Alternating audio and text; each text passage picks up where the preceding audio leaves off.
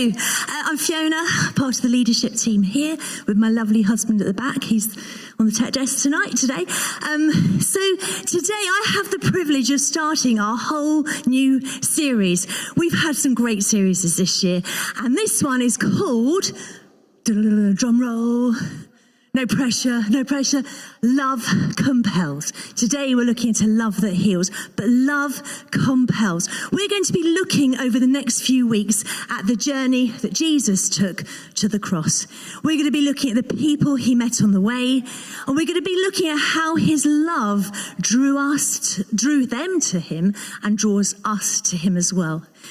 We know that Jesus' love heals, it embraces us, it forgives us, it transforms us, and it's a journey through the passion and the story of Easter, looking at the resurrection of Jesus, and it's going to be looking at the stories from the Bible that is going to help us look at those areas.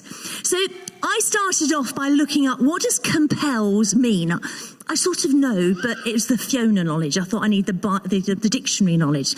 So the dictionary says to force someone to do something, like as in he was compelled to wear school uniform, or we are compelled to have insurance. And I thought, that's not the sort of compelling I'm talking about today. The next meaning in the dictionary said to produce a strong feeling or reaction. This is what I'm talking about. I'm talking about today what brings about that really strong feeling in us that compels us to do something. What brings about that reaction in us that is our like driving force. Now, I don't know what compels you. I know a young man very well who said to me, I don't care what job I'm doing. I don't care whether I like it. I just want loads of money. Anyway, he started a job and he decided that job satisfaction was so much more important than money. I've got a little boy at school who is compelled by football. Oh my goodness, if you can get football into a maths lesson, an English lesson, into my one-to-one sessions with him, he will work so hard. And when the Ed Site came into work with him, she used to say to him, we'll do this work for 20 minutes, then we'll play football for 10, and he was on it. So lots and lots of things might compel you. Might be a more negative thing. It might be that guilt compels you. Maybe the reason you do something is because of guilty conscience. It might be that you're not very proud of your driving force. It might be a longing to earn approval. I know that was such a driving force for me. It was all about what other people thought about me. It might be that when you look at other people around you or even yourself, you see that what compels them has driven to a real compulsion. They become compulsive gamblers. Maybe they're compulsive drinkers because the drinking can dull out the emotions that are there. Perhaps they're compulsive eaters. Perhaps they're compulsive watchers of porn. Perhaps they're compulsive spenders. Perhaps they're compulsive thieves. So many more things can compel us that are not healthy things that are compelling us. I like in Corinthians, there's a great verse. It says, the beginning of the verse, Paul says so beautifully, it is the love of Christ that compels us. It compels us in several ways. It compels us, first of all, when we think of the love that we have received. Wow, that compels us hugely. That makes us compulsive in what we do in positive ways. It could be the love that Jesus gives us for others compels us. I know at times I look at Steve or I look at other people in the church and they put themselves out for others, but it's Jesus' love for others that compels us to do that. It could be that love that we return to Jesus. Worship is compelling. It's compulsive, isn't it? Because as we're returning that worship to him, it's powerful. So in this whole series over these next few weeks, we're going to be looking at what it is that draws Jesus to us, what it is that drew people in the past to him, and what it is that's still drawing people to him today. Now, it's all based on love. And love is not just at Valentine's Day. Love is the huge part of Easter. You see, the whole foundation, I feel, the whole driving force behind what Jesus did at Easter was love. And this this week we're going to start looking at the passage where Jesus washes his disciples' feet. But before that, I thought it'd be quite nice to run through the pattern of what happened leading up to Easter. Now, I don't know how many of you have been fortunate enough to go to the Easter experience. So the Easter experience this year had a star in it, our very own Richard Gill. Last year it had my very own daughter Caris organising it. The Easter experience is run by Sutton Schools Christian Workers Trust, and basically it's an interactive story of Easter. So it starts with the children from the schools arriving, and they wave palm branches and they walk through the story with the cast. It's amazing, and if you get the chance to go, please go. So I went several years in a row when I was a teacher, and then I went last year because the dress rehearsal is open to all, and I think there were 29 schools went this year. That means 29 schools in the Sutton borough have heard about the Easter story, have heard the meaning of the Easter story, and then at the end have a chance to ask characters questions as they are in character. Apparently one child this year said to one of the characters, "What did you feel like when Jesus was risen for the dead?" And he went, "What? Risen for the dead? Really?" You know, they answer in type. So it's brilliant. So before I went to Easter experience, even though I'd grown up in a church all my life, I'd never actually read the Easter story from beginning to end and worked out what happened at different stages. Now, some of you here have been Christians for many, many years, and you might have done that many times. But some of you might be like me, who've never actually thought about the order. So how the order starts is it started off with Palm Sunday. And Jesus entered into Jerusalem on a donkey, not on a big war horse, but on a donkey. The crowds waved their palm branches.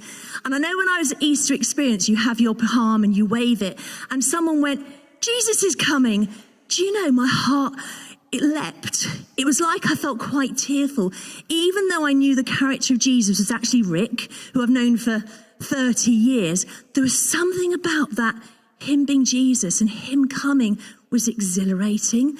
And I just thought, I wonder what it would have been like for the people there in Jerusalem that were really there, that had been waiting for years for their Saviour. The next part of the story is you've got where Jesus visited the temple. Excuse me. Jesus visited the temple, and in that bit you don't see the meek and mild Jesus. You see a Jesus who wasn't concerned about being popular, he was concerned with the truth, and he got angry. And sometimes I know I can feel more concerned with being popular than the truth. A little bit of a sermon all in its own there for another day. You've got the bit where Jesus came to Bethany and his feet were anointed with oil that was precious and expensive. And again, there's a whole preach there behind that about the significance of what that lady did to Jesus. And then you come to the day, as Natalie's already told us about, the Last Supper, and it's only in one of the four Gospels that this story is referred to, and this is where Jesus washes his disciples' feet. So if we could have that up on the board. I don't know if my translation is the same as this translation, so I will read from here. So he got up from the meal, took off his outer clothing, wrapped a towel round his waist. After that, he poured water into a basin and began to wash his disciples' feet, drying them with the towel that was wrapped around him. He came to Simon Peter, who said to him, "Lord, are you going to wash my feet?" Jesus replied, "You do not realize now what I am doing, but later you will understand." "No," said Peter, "you shall never wash my feet." Jesus answered, "Unless I wash you, you have no part with me." Then Lord, Simon Peter replied, "Not just my feet, but my hands and my head as well." Jesus answered, "Those who have had a bath need only to wash their feet. Their whole body is clean, and you are clean, though not every one of you." For he knew who was going to betray him, and that was why he had said not every one of us was clean. When he had finished washing their feet, he put on his clothes and returned to his place. "Do you understand what I've done for you?" he asked them. "You call me teacher and Lord, and rightly so, for that is what I am. Know that I, your Lord and teacher, have washed your feet. You should also wash one another's feet. I have set you an example that you should do as I have done for you. Very truly I tell you, no servant is greater than his master, nor is a messenger greater than the one who sent him. Now that you know these things, you will be blessed if you do them.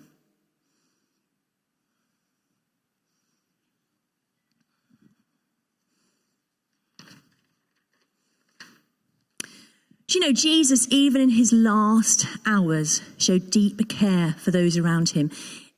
I knew it was my last hours, I wonder how I'd react and what I'd be doing. But Jesus was there demonstrating love through that service, through complete humility.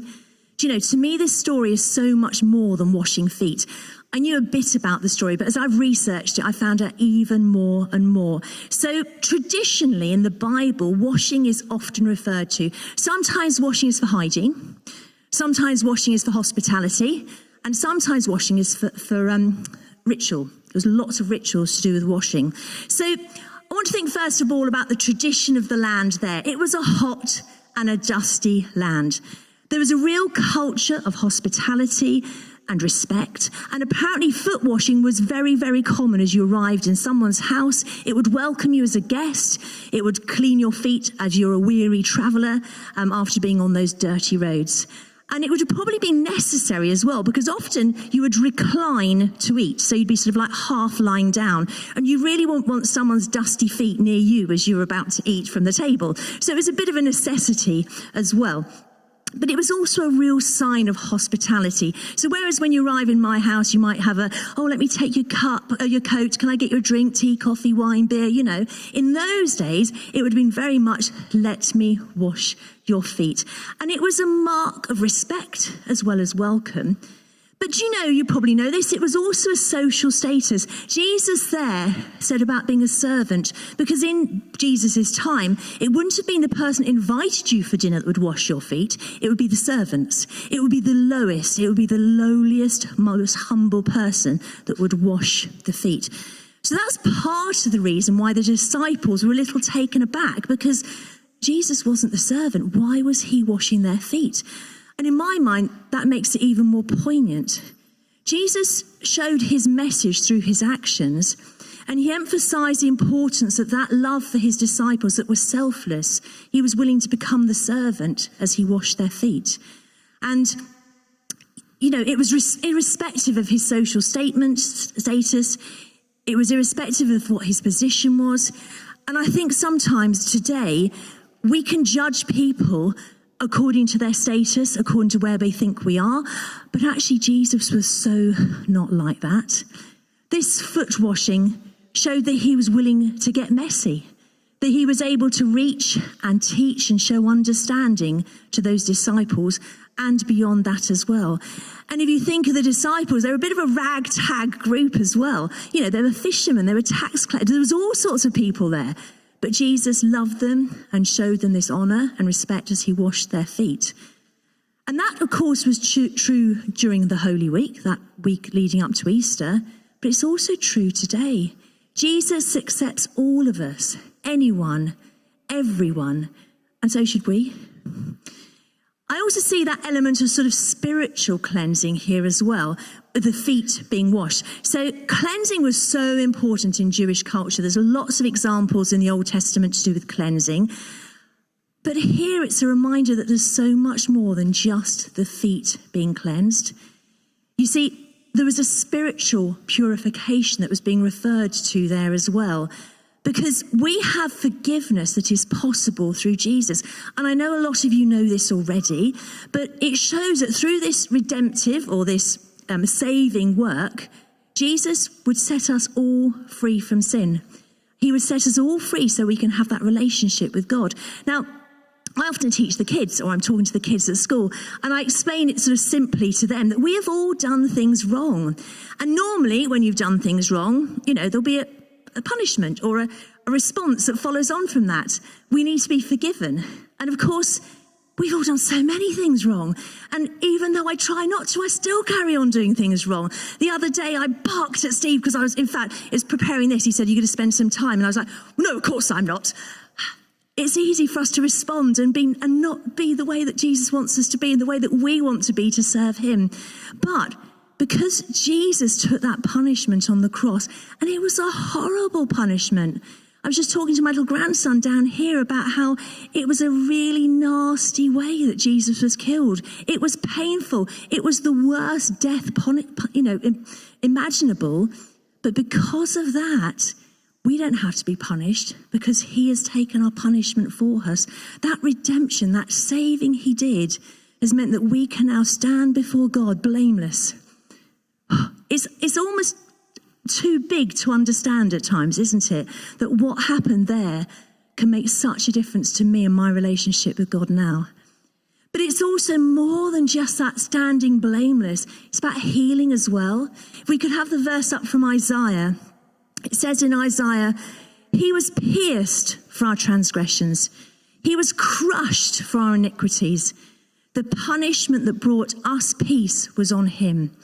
And by his wounds we are healed. And I looked it up in the Message version as well. It said, he took that punishment and made us whole. So he took your punishment and made you whole. Through his bruises, we get healed. That means through his bruises, you are healed. He humbled himself to death. He was the King of heaven, the creator of this world, and he was killed like a common criminal. And why? Because by his wounds we are healed. The same Jesus that took off his outer layers when he was washing the feet, those outer clothings, that was like a sort of an imagery of him removing his status. That same Jesus was killed on a cross for us, for me and for you. So Jesus humbled himself. Why did he do this? Because of his love for us. Not just for me, because I'm standing up here, but for you and you and you and you and you and you watching online. It was that love that moved him with such compassion and that desire to make people whole. And I believe that is physically whole, but I also feel it is mentally whole as well.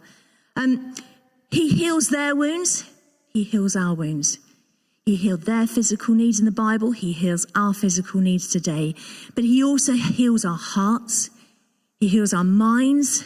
He is a healer. And I know I have examples in my life where my mind is bigger than my faith at times, and I have to choose not to worry. I was saying this to Benji down there when we were singing one of the songs. That means we need to, as Natalie was saying, don't pray about it as much as you think about it. And how often can we worry and worry and worry about things? And I've written in my notes here, it's easy to let the pressures of today and this week and this year become huge, become bigger than Jesus' love. They can become the mountains, the Goliaths in our lives.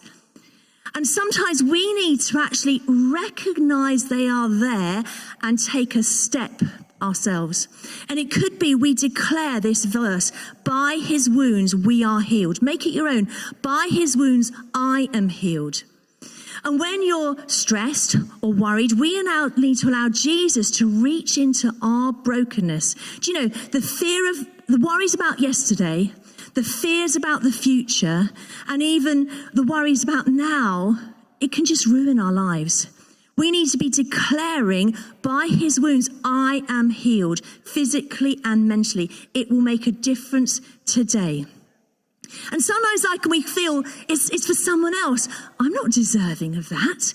There's a real imposter syndrome, isn't there? You know that feeling you sometimes get on a Monday morning if you're working and you go to work and think, can I do this job anymore? Certainly as a teacher after a summer holiday, you go into school and think, I can't remember how to do this. Real imposter syndrome. But that imposter syndrome is so prevalent in our lives as Christian at times. And we need to recognize it, kick it out the way, and declare God's love and God's truth and God's healing over our situations. He is bigger than our mountains. He is bigger than our problems. He is bigger than those areas that need to be healed. So, once we've thought about that and we're in a situation where we're like, whoa, God, your love is amazing.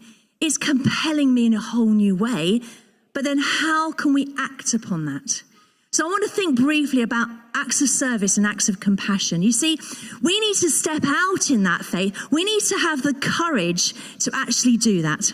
If we want to see signs, we want to see wonders, we need to act upon our faith. We need to pray for others.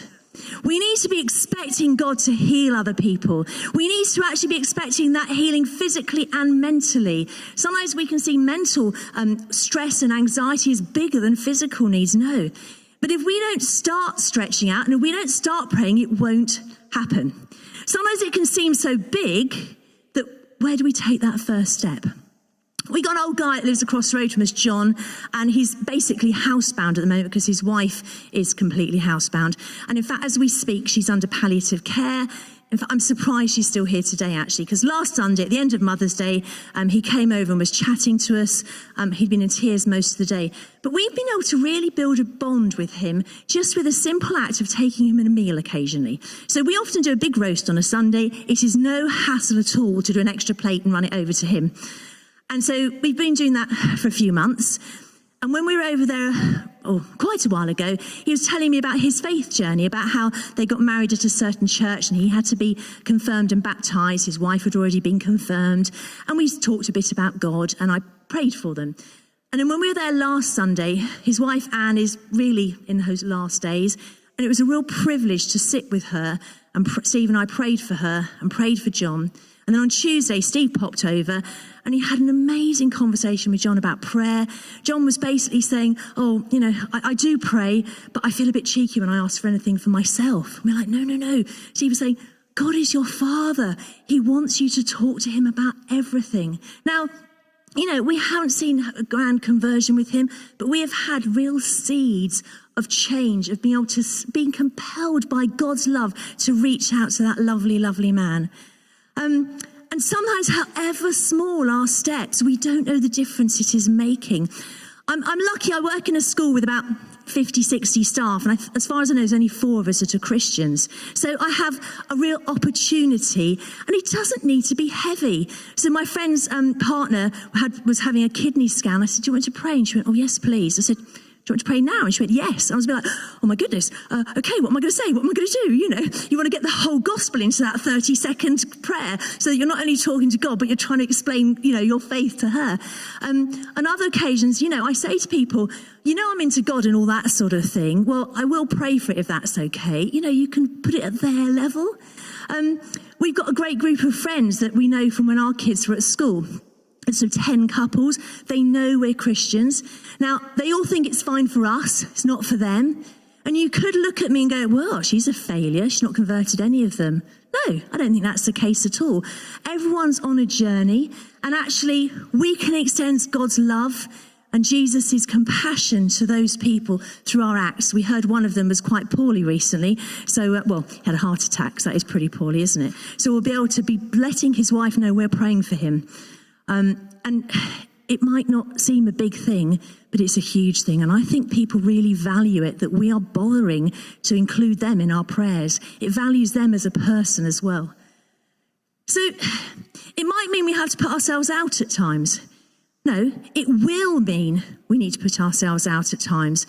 But as we purposely step out, wanting to extend this amazing love that compels us, it will make a difference and we will see healing.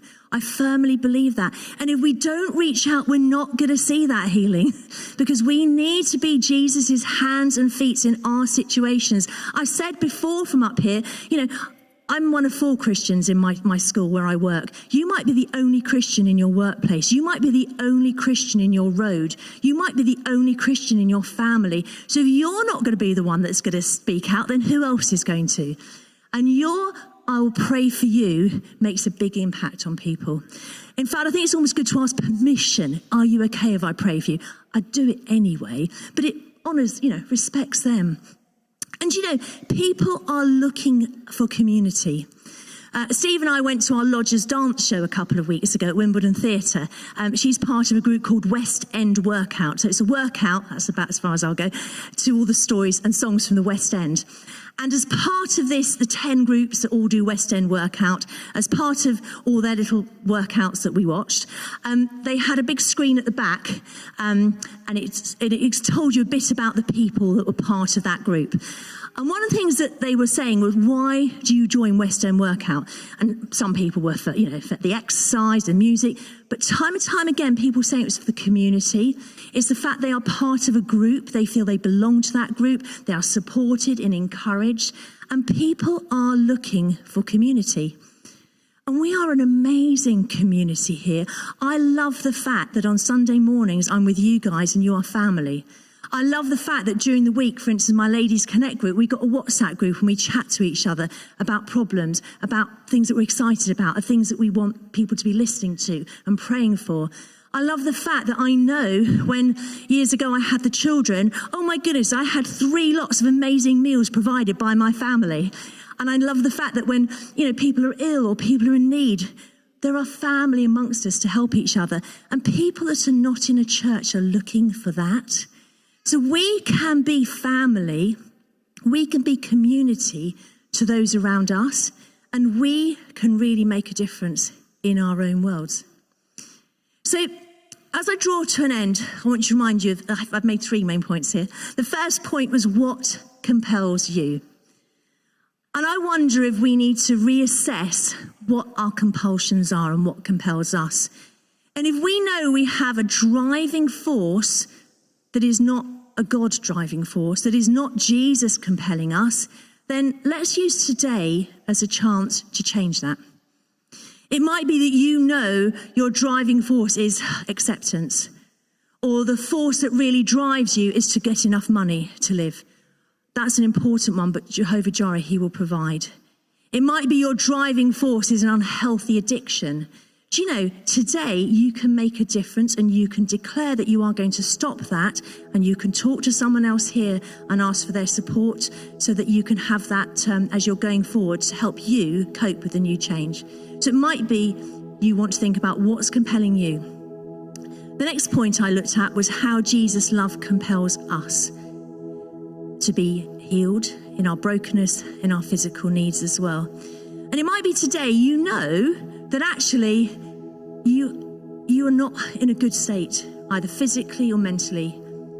And I urge you to get prayer either from someone that's in your Connect group or someone that's sitting near you, or come to the front and I will pray for you, because Jesus can heal. We're talking today about the fact that love compels, and it is a love that heals.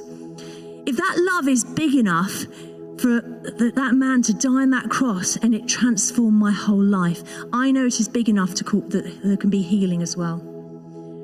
And then the third thing I talked about was, how do we extend that healing love out to others around us? And if you know that you find acts of service difficult, or you find that sort of sharing that compassion difficult, then again, I urge you, get someone to pray with you and start to look then for little ways that you can adjust. So if you'd like prayer for any of those 3 areas, then do feel free to grab someone else or come up the front. I'll be here. But I also wanted to say, I had a picture. So during the night, Benji, our little grandson's been staying with us, and he woke up 3 times. Can I just say thank you to my lovely husband? He got up all 3 times to Benji. But one of the times I was lying in bed thinking, I wonder if God's got any pictures. And with that, like for tomorrow, I got this picture in my mind of a beautiful flower on a stem. It was just on its own, and it was beautiful, but it was lonely. It was on its own. And as I looked at this stem of a flower, it's like, how sometimes if you put a plant in water, the little roots start to grow. It was like this flower, roots started to grow, and then this flower was planted amongst other flowers, and it flourished, not lonely and beautiful, but in with others. And I just wondered if somebody here this morning is just feeling like, I know God sees me as a thing of beauty, but I'm very lonely. I'm on my own, and it's sad. And I feel God is saying that he wants to help plant you somewhere, that you will be in community, that you will be with other people, that your beauty will shine together. So if you feel that's for you, please do have a word with me afterwards. And the other thing I wanted to say was, when we were praying before church, and if ever you're here early, and early on a Sunday is a bit of a hard one, do urge you to get here 9:30 till 10. So as we were praying, we prayed for the kids, and I happened to say something like, I know it's not school, but, and then carried on praying. And then Richard picked up on the fact that it's not school. And as he was praying, I felt God saying, You know, you joke about teachers' favourite at school. Now, as a teacher, can I say it's not true? Well, maybe it is a little bit, actually. You do have your favourites, but you love them all. But I just felt God saying that somebody, as they were coming in today, was feeling like everyone else was the favourite. And everyone else was here because they're popular or because they're good at something, and they were feeling a bit nah. Do you know, you are all God's favourites. Every single one of you, he looks at you and he's like, oh, yes. He knows the number of hairs on your head. He knows everything about you, and that has not put him off you. You know, when you know someone really well, they have their little foibles. Steve and I joke that those little annoying things we have, we try to make them into endearing qualities so that you appreciate them rather than get driven wild by them. But God knows us and he loves us so much. So if you came in this morning and you felt a bit second class or not as good as other people through circumstances or through what's been spoken over you, that is a curse. And whatever someone speaks over you that is not as positive is not of God. So if you know that you came in today and you just felt second best, you felt like you weren't the favourite, first of all, it's wrong. Kick that out. But do come forward to prayer, because I would love to just pray over you that you know the value of who you are, and that then that thought comes into your mind. You can remember the scriptures that completely go against that. Thank you for listening. Do feel free to come for prayer or talk to someone new. I'm no special person. I'm the same as all of you. And so please, please grab somebody near you or grab me, whoever is appropriate. And let's pray and let's make sure that we know that love compels. We know that love that heals, and we can reach out to others about it. Thank you.